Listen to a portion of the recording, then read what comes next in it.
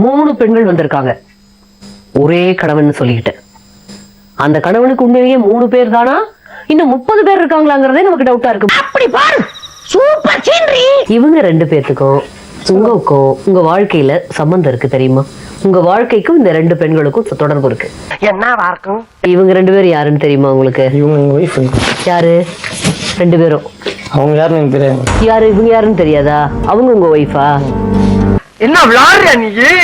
உங்களுக்கு குழந்தை இருக்காமா? உங்களுக்கு 3 பசங்க இருக்கு. எவ்வளவுமா? 3 பசங்க. 3 பசங்க. உங்களுக்கு குழந்தை இருக்கா? 3 பசங்க. உங்களுக்கு மணியனுக்கு 3 குழந்தையா?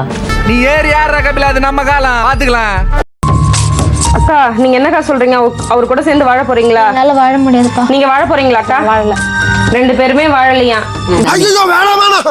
எவ்வளோ பிரியமா லவ் பண்ணி உங்க பின்னாடி இருந்தாங்களோ அந்த 3 பெண்களும் வெறுத்தொதுக்கி எனக்கு வேண்டாம், ஒருத்தர் வந்து ஜெயில பிடிச்சு போடுங்கிறாங்க, ஒருத்தர் வந்து செத்தாக பரவாயில்லைங்கிறாங்க. இந்த நிலைமை ஒரு ஆம்பளைக்கு வரணுமா?